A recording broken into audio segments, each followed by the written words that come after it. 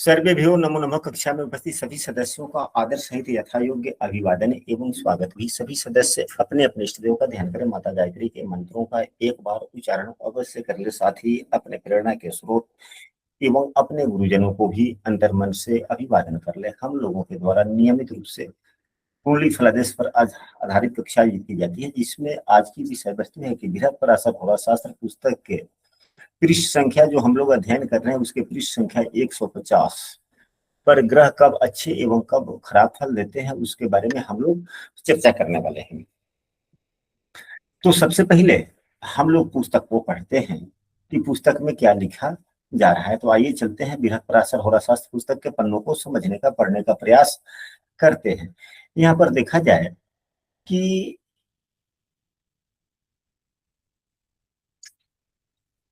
इससे पहले हम लोगों ने पूर्व की कक्षाओं में श्लोक संख्या 12 तक हम लोगों ने पूर्व की कक्षाओं में अध्ययन कर लिया है।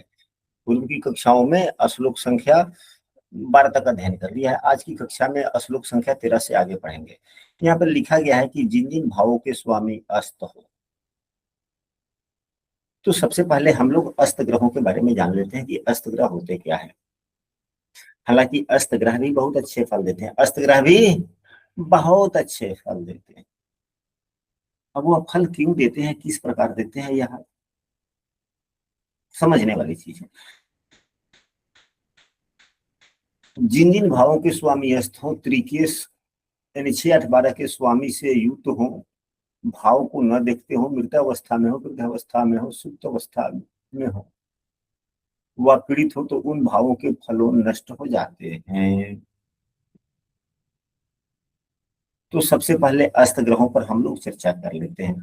आइए इस उदाहरण कुंडली में जो हमारे सामने में एक कुंडली है, क्या इस कुंडली में कोई ग्रह अस्त है या नहीं, अस्त है या नहीं, इसको हम लोग कैसे समझें। तो हम सभी जानते हैं, आप लोगों को पहले से ज्ञात होगा, यदि ज्ञात नहीं है तो आप लोग नोट कर सकते हैं कि चंद्रमा 12 अंशों तक, चंद्रमा 12 अंशों तक सूर्य के आगे या पीछे होता है तो अस्त हो जाते हैं। मंगल देव के लिए 17 अंश बतलाया गया है, मंगल के लिए 17 अंश बतलाया गया है। बुध देव के लिए मार्गी अवस्था में यदि बुध देव होते हैं तो 14 अंशों तक आगे या पीछे रहते हैं तो अस्त हो जाते हैं, अस्त माने जाते हैं। यदि बकरी अवस्था में होते हैं तो 12 अंशों तक सूर्य के अंशात्मक मान से आगे या पीछे होते हैं तो अस्त हो जाते हैं। बुधदेव 1200 देव गुरु बृहस्पति 11 अंशों के आसपास में होते हैं, 11 मतलब सूर्य से 11 अंश तक पहले या 11 अंश तक आगे होते हैं, इस बीच में होते हैं तो अस्त हो जाते हैं। शुक्रदेव 10 अंश तक अस्त रहते हैं, सूर्य से आगे या पीछे मार्गी अवस्था में। यदि बकरी अवस्था होती है शुक्रदेव की तो 8 अंश तक ही अस्त होते हैं, यानी कि सूर्य से 8 अंश पहले से लेके 8 अंश बाद तक। शनिदेव की बात की जाए तो शनिदेव 15 अंश तक अस्त होते हैं, शनिदेव 15 अंश तक अस्त माने जाते हैं। तो क्या इस उदाहरण कुंडली में कोई ग्रह अस्त है? तो प्रथम दृष्टिया यहाँ पर देखा जाए कि सूर्य देव का अंशात्मक मान, सूर्य देव का अंशात्मक मान धनु राशि में 25 अंशों का है। बुध देव का अंशात्मक मान 29 है, यानी कि 4 अंशों का ही अंतर है, 4 अंशों का ही अंतर है। और यह बकरी है, अगर 12 अंश तक भी आगे होते, अब 12 अंश आगे का मतलब यह हो गया कि यही बुध देव सूर्य देव 25 अंश के हैं, 25 में अगर हम लोग 12 जोड़ते हैं तो कितना होता है?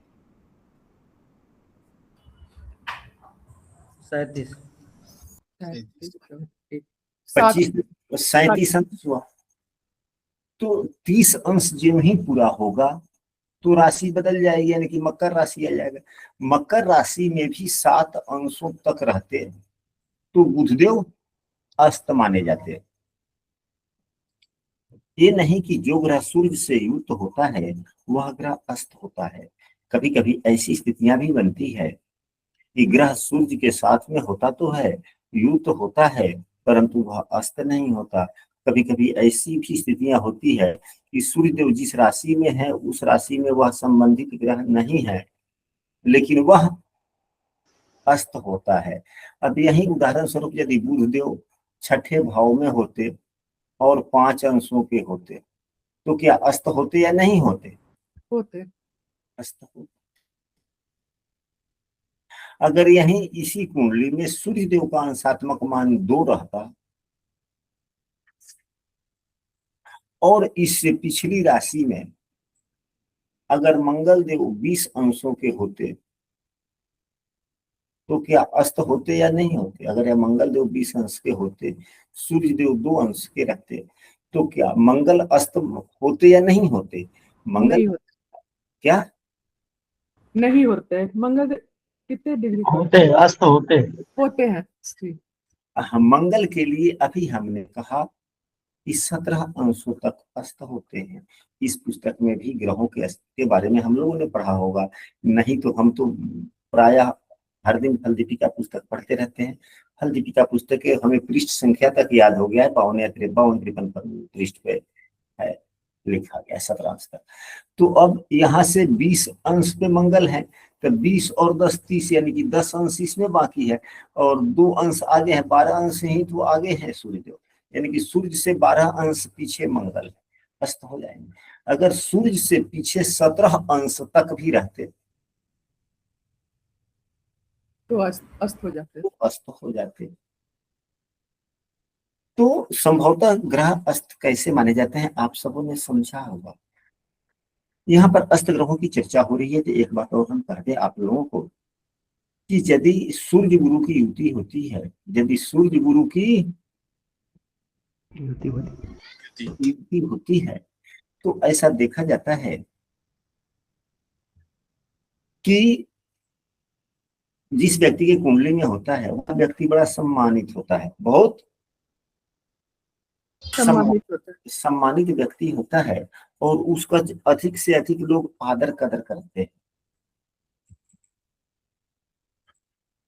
क्यों करते हैं? सम्मान कहाँ से आया? सूर्यदेव तो हर केव की कुंडली में होते हैं, तो सभी किसी को सम्मान नहीं मिलता। सूर्यदेव सम्मान के कारक हैं, और उनके साथ में गुरु युक्त हो गए, सम्मान में और वृद्धि कर दिए। क्या कर दिए? सम्मान में वृद्धि हो गई। वृद्धि, सम्मान में वृद्धि हो गई। तो यदि सूर्य से अब युति फल कब मिलता है? तो युतियों में ग्रहों की सानिध्यता, अंशात्मक मान जितना नजदीक होता है युति फल उतना ही अधिक मिलता है। तो यदि अस्त हो जाते तब तो उनका फल ही नहीं मिलता, अस्त हो जाते तो उनका फल नहीं मिलता। नहीं मिलता। लेकिन सूर्य देव बुध देव गुरु बृहस्पति से युक्त हो जाते हैं तो व्यक्ति सम्मानित व्यक्ति होता है। वहीं बुध से युक्त हो जाते हैं, अंशात्मक मान नजदीक होता है, तब व्यक्ति का कैलकुलेशन पावर थोड़ा ज्यादा ही रहता है, बुद्धि ज्यादा तेज चलती है, कुछ ना कुछ बुद्धि अच्छा होता है, चाहे जिस तरह का। तो फिर बुध तो अस्त हो गए, तो फिर बुद्धि तो बिल्कुल नहीं होनी चाहिए ना। जी जी। अस्त हो गए तो फल ही नहीं देंगे, तब बुद्धि बिल्कुल समाप्त। लेकिन और बुद्धि अच्छी हो जाती है। कहने का मतलब यह है कि अस्त का मतलब ये हो जाता है कि इनकी रश्मियां प्रभावहीन हो जाती है, और वह रश्मियां किसके कारण प्रभावहीन होती है? तो तेज रोशनी में वह रोशनी मिल जाता है, तेज रोशनी में रोशनी मिल जाती है। मिल जाता है। तो वही बात हो जाती है। चलिए, तो हम लोगों ने अस्त ग्रहों के बारे में पढ़ लिया। अब पुस्तक में क्या देखा जा लिखा जा रहा है, पुस्तक के पन्नों को पूरा एक बार पढ़ते हैं। पर लिखा जा रहा है कि जिन जिन भावों के स्वामी अस्त हो, तो बुधदेव इस उदाहरण कुंडली में अस्त है, किस भाव के स्वामी है? बुधदेव किस भाव के स्वामी? 11वें और दूसरे दूसरे भाव। अज्ञान।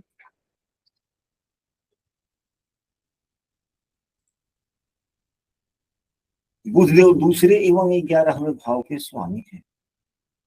अब इस भाव के फलों में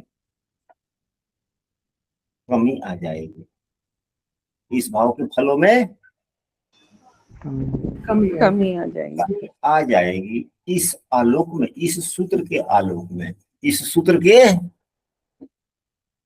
आलोक आलोक में कमी आ जाएगी। अब वह किस प्रकार का कमी आएगा? ज्ञानवान व्यक्ति तो काफी होगा, व्यक्ति ज्ञानवान होगा। व्यक्ति ज्ञानवान काफी होगा, परंतु उस ज्ञान का उपयोग स्वतंत्र रूप से नहीं कर पाएगा। यानी कि विद्या की जो निपुणता होगी, जितना ज्ञान होगा, उस ज्ञान का उपयोग उस वाणी में नहीं कर पाएगा, अपने वाणी में। यानी कि उत्तमता लोगों को नहीं दिख पाएगी, उत्तमता लोगों को नहीं दिख पाएगी। मतलब जितना वह है उतना वह अपने आप को दूसरे पर दिखा नहीं पाएगा। दिखा नहीं पाएगा। आय के स्रोत होंगे, ऐसी बात नहीं है कि नहीं होंगे, आय के स्रोत होंगे। आय पर उतना ज्यादा प्रभाव नहीं पड़ेगा, आय पर प्रभाव नहीं पड़ेगा। उतना नहीं पड़ेगा, लेकिन पड़ेगा, लेकिन उतना कोई खास ज्यादा नहीं पड़ेगा। नहीं पड़ेगा। क्योंकि लग्नेश के द्वारा 11वां भाव देखा जा रहा है। व्यक्ति के लग्न जो होता है वह व्यक्ति स्वयं होता है, तो लग्नेश तो उसी का प्रतिनिधित्व करता है।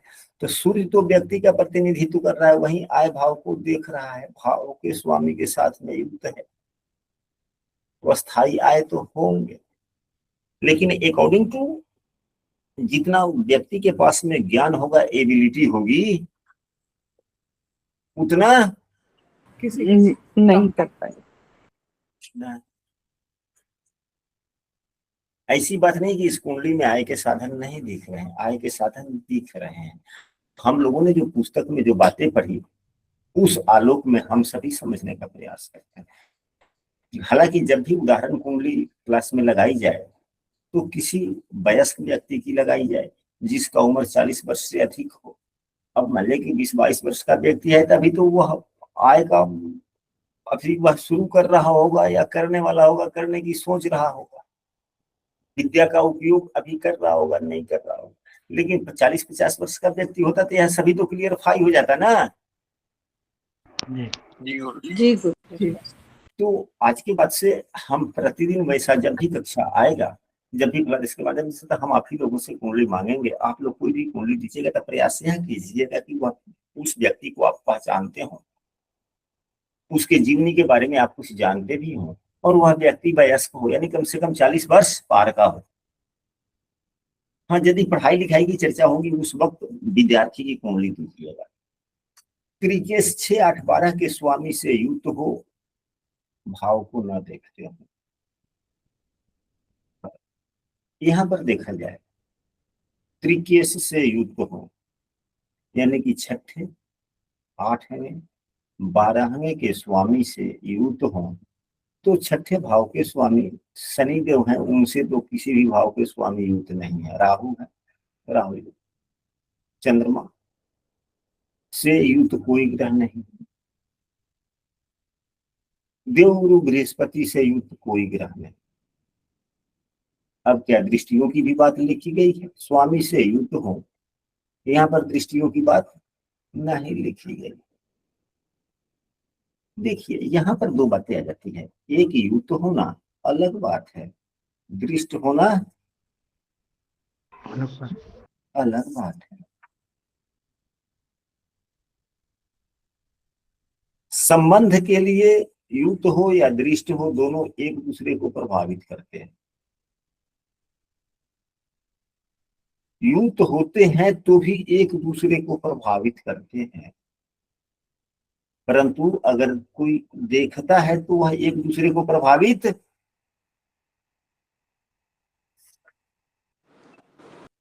नहीं करता।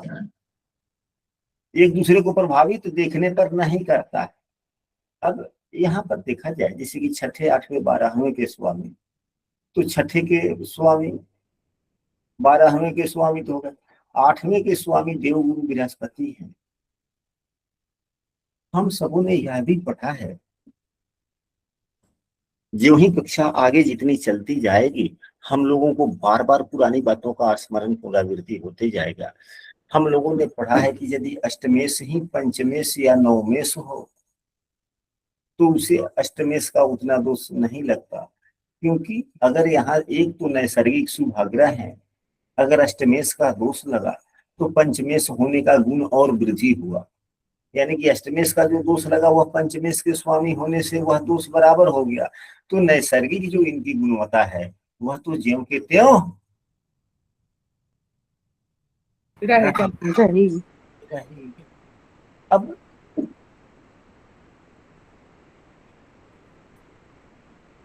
अब देवगुरु बृहस्पति देख भी रहे हैं कि से मंगल को देख रहे हैं, शुक्र को देख रहे हैं, दृष्टियां इनकी पड़ रही है, लेकिन मंगल शुक्र तो नहीं देख रहा, डायरेक्ट एक दूसरे को तो प्रभावित नहीं कर रहे हैं। तो दृष्टियां माहौल को बदलने का प्रयास करती है, दृष्टियां माहौल को बदलने का प्रयास करती है, बदलने का प्रयास करती है। हम सबों ने यह भी पढ़ा है, उत्तर कालामृत पुस्तक में भी लिखा हुआ है और हम लोगों ने पढ़ा है, हो सकता है कि इस पुस्तक में आगे देखने को वह सभी मिले। यहाँ पर देवगुरु बृहस्पति उच्च के हैं, देवगुरु बृहस्पति उच्च के, लेकिन यह बकरी है, तो जो ग्रह उच्चिका होकर के बकरी होता है वह नीच के जैसे फल देता है। अब यह नीच के देवगुरु बृहस्पति मंगल शुक्र को देख रहे हैं, मंगल योग कारक ग्रह है, मंगल योग कारक है, योग कारक ग्रह है और वह मंगल की युति शुक्र से भी है, यानी कि नवमेश एवं दशमेश की भी युति हुई एवं चतुर्थेश एवं तृतीयेश की भी युति हुई। यह दो प्रकार के युति हुए। भाव परिवर्तन रहता तो वह दूसरी तरह से देखे जाते। अगर यहीं शुक्रदेव चौथे भाव में होते, मंगल देव तीसरे भाव में होते तो यह संबंध स्पष्ट हो जाता कि तृतीयेश एवं चतुर्थेश का संबंध है, तृतीयेश एवं चतुर्थेश का संबंध है, परंतु यहाँ पर युति है चौथे भाव में तो चतुर्थेश ही हुआ, तो चतुर्थेश का संबंध, मंगल चौथे भाव में इसलिए चतुर्थेश ही होगा, तो चतुर्थेश एवं दशमेश का युति भी कह सकते हैं, दशमेश तृतीयेश का भी कह सकते हैं, नवभाग्येश और तृतीयेश का भी कह सकते हैं, और नीच के ग्रह के द्वारा देखा जाए। तो जब कोई ग्रह नीच का हो जाए, मतलब कि उच्च का हो अंश और बकरी हो, तो नवमांश कुंडली को जरूर देख लेना चाहिए कि कैसी स्थिति है। यहाँ पर देवगुरु बृहस्पति कर्क राशि में 22 अंशों के हैं, यानी कि 7वें नवमांश में है। 3 राशि आगे पार कर चुके हैं, तो 9 3 27 और 7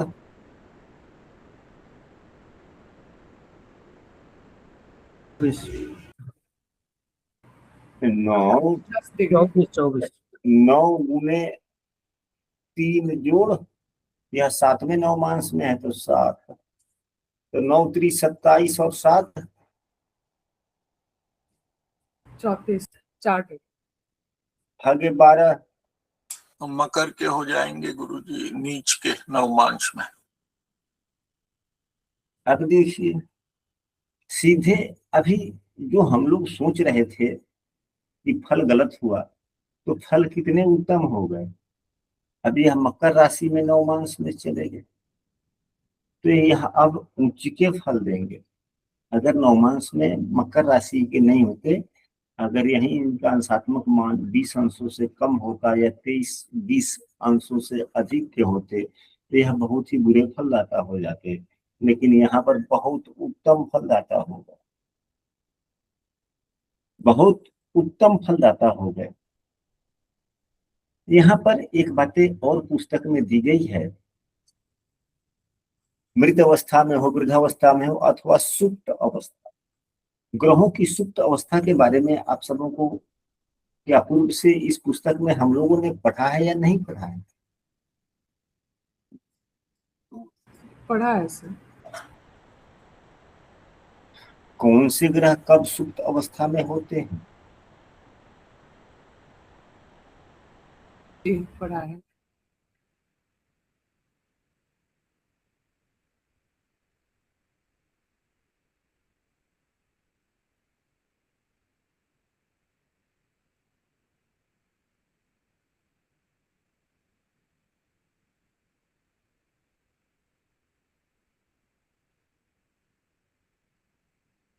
यह ग्रहों की 3 अवस्थाएं होती है, जागृत अवस्था, स्वप्न अवस्था एवं मृत अवस्था।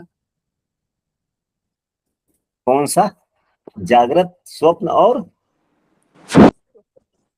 सुषुप्त। सुषुप्त अवस्था। सुषुप्त अवस्था, यह वह अवस्थाओं के बारे में यहाँ पर लिखा जा रहा है, सुप्त अवस्था।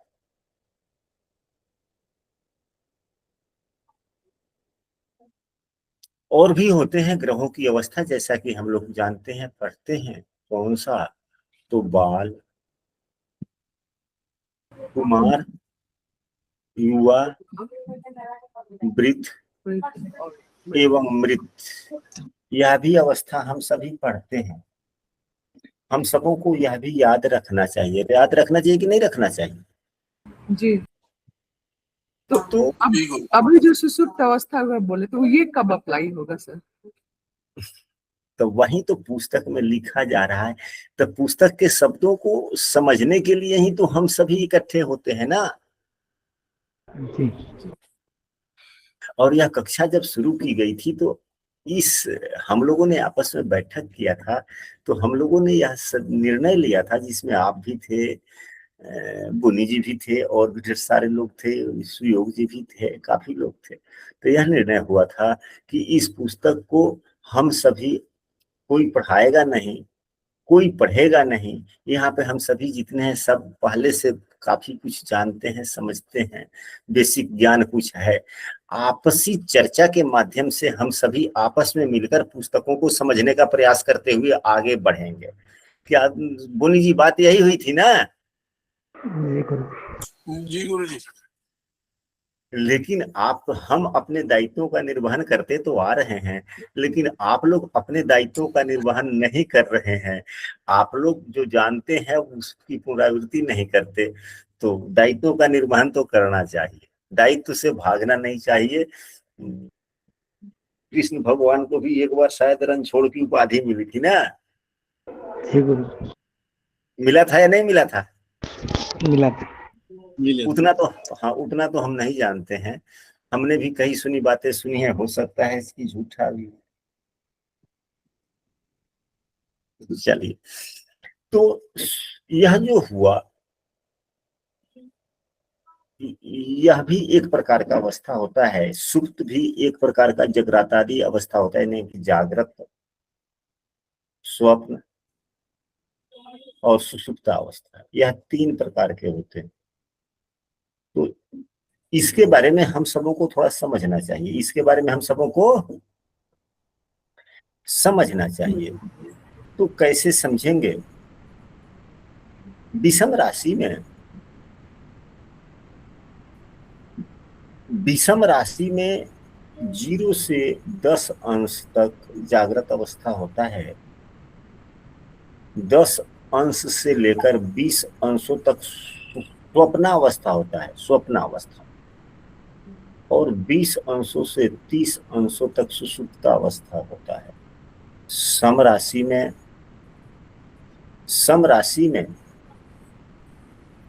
ठीक इसके उल्टे हो जाते हैं।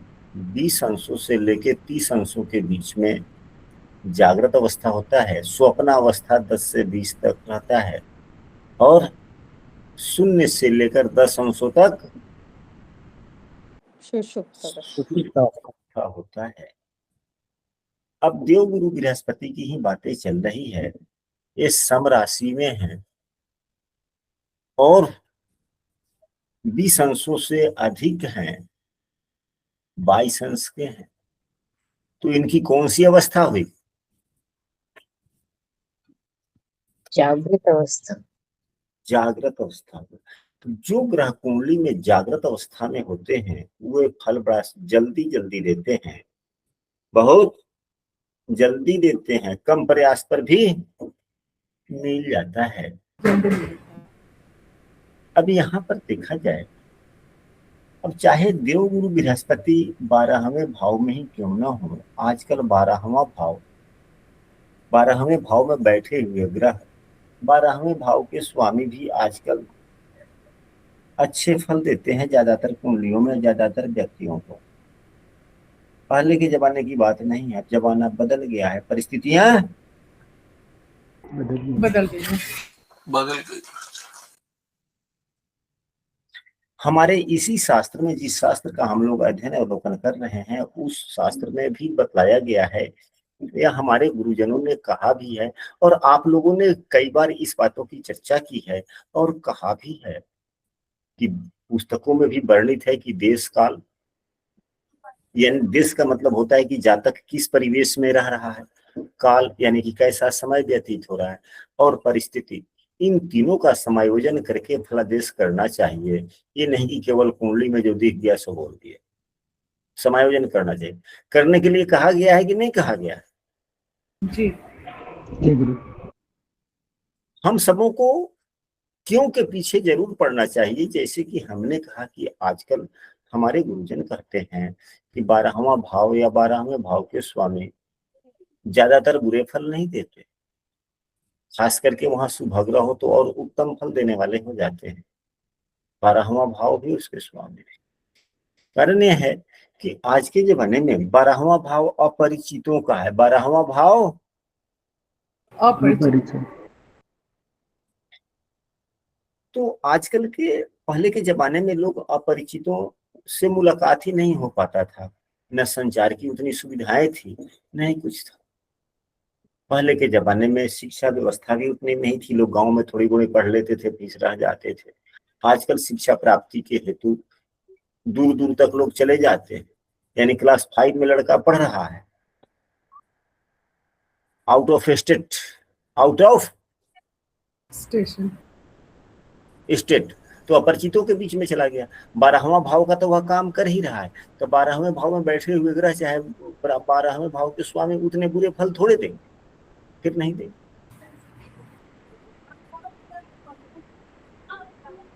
आजकल ई लर्निंग की सिस्टम भी चल पड़ी है, जातक अपने घर पर भी रह रहा है तो ई लर्निंग कोर्स ज्वाइन कर लेता है, घर पर भी बैठे बैठे दूर देश से। अब भारत के उत्तरी क्षेत्र का विद्यार्थी भारत के दक्षिणी क्षेत्र के इंस्टीट्यूट से ज्ञान प्राप्त कर रहा होता है, दक्षिणी क्षेत्र का विद्यार्थी भारत के उत्तरी क्षेत्र के इंस्टीट्यूट से ज्ञान प्राप्त कर रहा होता है। हो गया 12वें भाव का उपाय, हुआ या नहीं हुआ? जी तो क्या 12वें भाव में बैठे हुए ग्रह उतने कोई बुरे फल फिर देंगे? नहीं देंगे। नहीं देंगे। अब यहाँ पर देखा जाए, देवगुरु बृहस्पति जो 12वें भाव में बैठे हुए हैं, एक तो जागृत अवस्था में है, बकरी है यानी कि बलवान हो गए, नौमांश में नीच के हो गए यानी कि उच्च के जैसा फल देने वाले हो। अब यह किस भाव के स्वामी हैं? पंचम भाव के स्वामी हैं। किस भाव के स्वामी हैं? पंचम। पंचम भाव। पंचम भाव के स्वामी हैं। तो जो सीखने की क्षमता होगी, ज्ञान वाली बात होगी, ज्ञान की क्या कमी होगा इस व्यक्ति के पास में? नहीं, बढ़ जाएगी। ज्ञान की कमी नहीं होगी, ज्ञान भरपूर होगा, ज्ञान भरपूर होगा। भरपूर होगा। किसी भी प्रकार की कोई समस्याएं ज्ञान में नहीं होने वाली। परंतु अब इसी पुस्तक के आलोक में अभी अथवा सुप्त जागृत, अब क्या कोई ग्रह भातृके से स्वामी, यहाँ पर तो हम लोग हो गए, भाव को न देखते हो, चलिए, तो जिस भाव के स्वामी को भावेश न देखता हो, फल की कमी हो जाएगी, लगवा दे। जो ग्रह मृतावस्था में हो, वृद्ध हो अथवा मृतावस्था, वृद्ध अवस्था के ग्रह थोड़े अच्छे फल देते हैं, मृतावस्था, वृद्ध के बाद में मृतावस्था आता है। तो मृतावस्था का मतलब ये हुआ, और सुप्त अवस्था का, तो इसी पर आज की कक्षा में हम लोग थोड़ा चर्चा करते हैं। और भी कि भाव का फल खराब कब होता है, कभी आवश्यकता पड़ेगी तो हम लोग किसी कक्षा में कर लेंगे, लेकिन पुस्तक के आलोकों को तो समझा जाए। तो कौन कौन से ग्रह सुप्त अवस्था में है? तो विषम राशि में 20 से 30 अंश के ग्रह। तो विषम राशि में कौन कौन से हैं? तो सूर्यदेव हैं, सूर्यदेव विषम राशि में है, और बुधदेव भी विषम राशि में। सूर्य बुध विषम राशि में। विषम राशि। विषम राशि में है, तो यह सुषुप्त अवस्था में होगा। सुषुप्त अवस्था में जो ग्रह होते हैं वह उतने उत्तम फल नहीं देते। नहीं देते। अब यह जाता है, सूर्य देव जो है वह लग्नेश ही है, तो क्या यह लग्न को पूरा फल दे पाएंगे? यानी कि जस प्रतिष्ठा क्या व्यक्ति को पूरा मिलेगा? नहीं मिलेगा। बुध देव विद्या की निपुणता भाव के स्वामी हैं, ये पूर्ण रूप से सुसुप्त अवस्था में है, यहाँ से भी नहीं। अब विषम राशि में है, हम लोगों ने यह भी पढ़ा है, हम लोगों ने यह भी पढ़ा है कि विषम राशि में यदि कोई ग्रह 0 से 6 अंशों तक का होता है, वह क्या माना जाता है? विषम राशि में 0 से 6 अंश का बाल अवस्था। बाल अवस्था, और अंतिम के अंश मृतावस्था। अब यहीं पे विषम राशि में 0 से 6 तक बाल अवस्था, 6 से 12 तक कुमार अवस्था, 12 से 18 युवा अवस्था, 18 से 24 वृद्धावस्था, 24 से 30 ये मृतावस्था। तो एक तो ये मृतावस्था में भी है और दूसरे सुसुप्तावस्था में भी है। तो क्या विद्या की निपुणता एवं धन की स्थिरता, धन संचय भी तो हम लोग दूसरे भाव से देखते हैं ना। जी जी तो व्यक्ति के पास में स्थायी आय तो होगी, जो भी होगा थोड़ा वो होगा। तो क्या धन का संचय विद्या की निपुणता और अपने स्वजनों से आने वाले समयों में जब आवश्यकता पड़ेगा तो क्या स्वजन इनको मदद कर पाएंगे?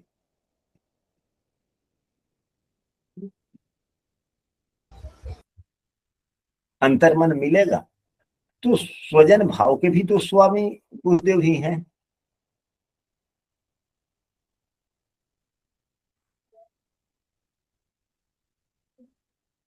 बुधदेव के बारे में यह भी कहा गया है, बुधदेव के बारे में नहीं, यह कहा गया है दूसरे भाव के स्वामी के बारे में कि दूसरे भाव में के स्वामी तटस्थ ग्रह होते हैं, अगर उनकी दूसरी कोई राशि है तो जिस भाव में है उसके अनुसार से 11वां भाव, 11वें भाव के स्वामी बुरे फल भी देते हैं।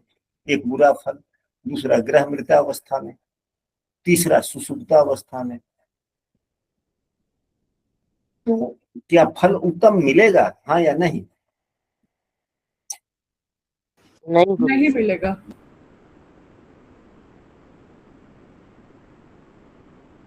यह शाश्वत सत्य बात है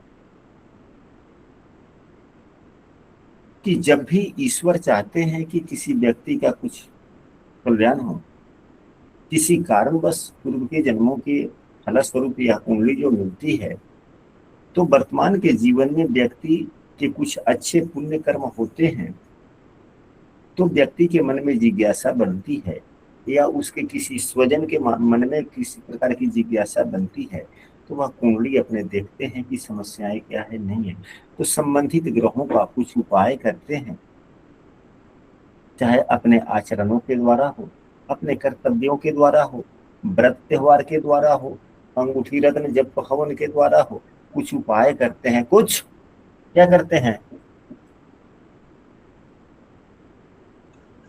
आचरण में बदलाव।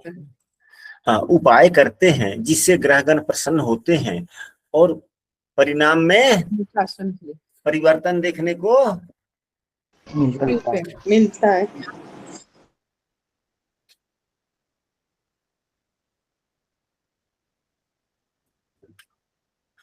परिणाम देखने को मिलता है।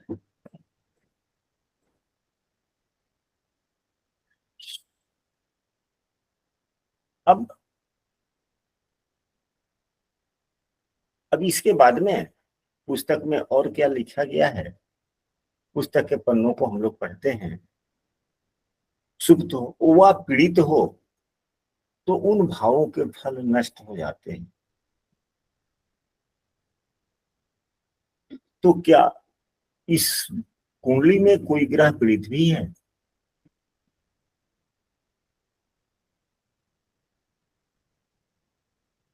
अगर बुधदेव को ही ले तो बुधदेव तो 29 अंशों के हैं। बुधदेव पर किसी पाप ग्रह की दृष्टि नहीं। नहीं है। नहीं। सूर्य से बुध पीड़ित होते नहीं है। सूर्य से बुध पीड़ित होते हैं? नहीं होते हैं। नहीं, ये पीड़ित नहीं है, लेकिन मृतावस्था में है, सुषुप्तावस्था में है, अस्त भी है, तो बुद्धियादि योग बना है, ज्ञान काफी होगा उसका।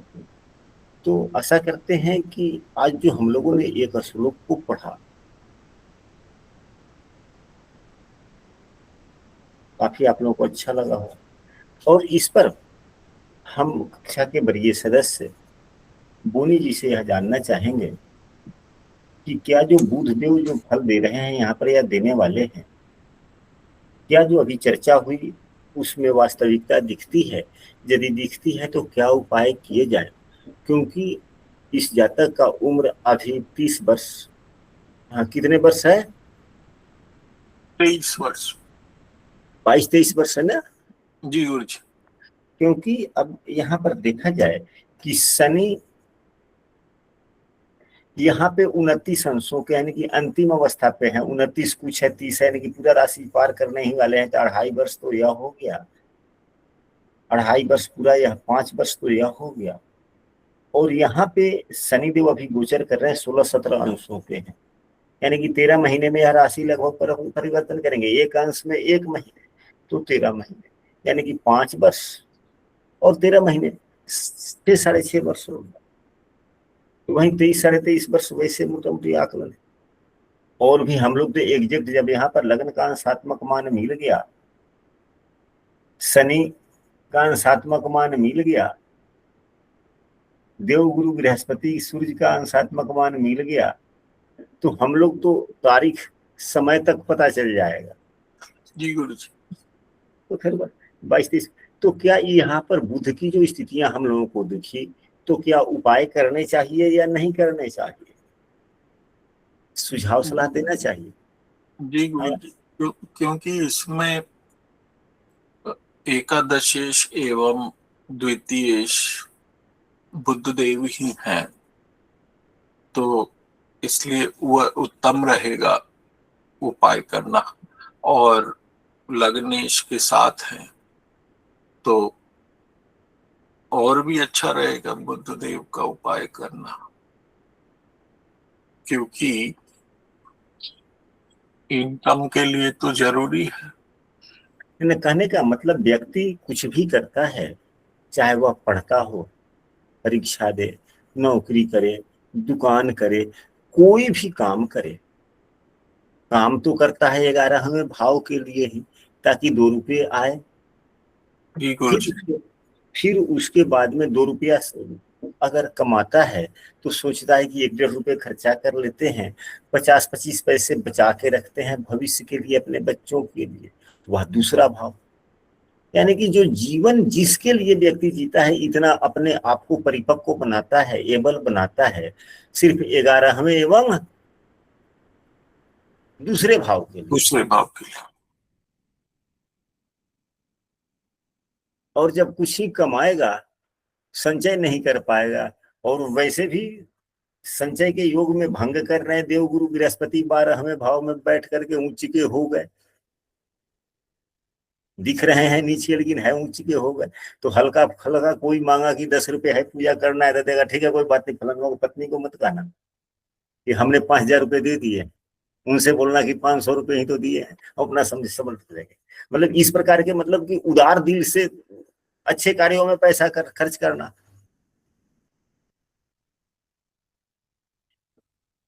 जी गुरु जी।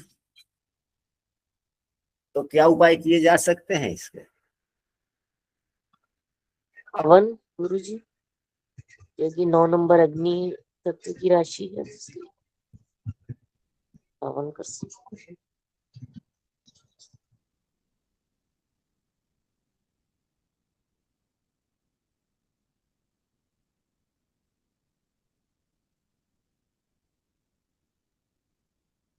चलिए, बुधदेव अग्नि तत्व की राशि में है।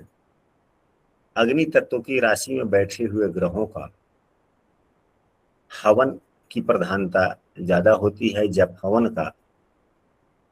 हालांकि व्रत एवं स्तुति ऐसा उपाय है जो किसी भी राशि में बैठे हुए ग्रहों का व्रत स्तुति लाभप्रद होता है।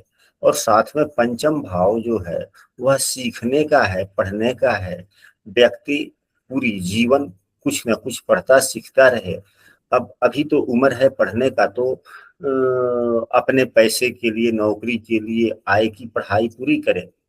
यदि नौकरी, व्यवसाय इत्यादि आय के साधन मिल भी जाते हैं, फिर कोई विषय पढ़ने की आवश्यकता नहीं रहती, तो महापुरुषों की जीवनी पढ़े। महापुरुषों की जीवनी महापुरुषों की जीवनी पढ़ता रहे, वह सबसे ज्यादा लाभकारी है। क्योंकि बुद्ध बचपना है, तो बचपना में महापुरुषों की जीवनी पढ़ी जाती है। तो बुद्ध को प्रसन्न करने के लिए महापुरुष की जीवनी पढ़ने से बहुत लाभ होता है। क्योंकि बचपना सीखने का है, तो हम सीखने वाली कोई पुस्तक पढ़ेंगे। हमें साधु नहीं बनना, हमें परिवार चलाने हैं, तो महापुरुष की जीवनी पढ़ेंगे, सत्यता आएगी, अच्छी अच्छी बातें और प्रेरणा आएंगी। तो आज की कक्षा में हम इतना ही रखते हैं। फिर कल हम लोग पुनः पढ़ेंगे, और कल से इस कक्षा का समय बदला जा रहा है। समय यही रहेगा, समय यही रहेगा, परंतु लिंक 5 मिनट पहले और हम खोलेंगे। जब यदि कोई सदस्य चाहे कि हाँ आज की कक्षा में उन्हीं की कुंडली पर चर्चा हो, तो वो अपनी हम मांगेंगे कुंडली, और वह कुंडली बोलेंगे और हम नोट करेंगे, और फिर उसी कुंडली पर चर्चा होगी। जी चर्चा होगी जी।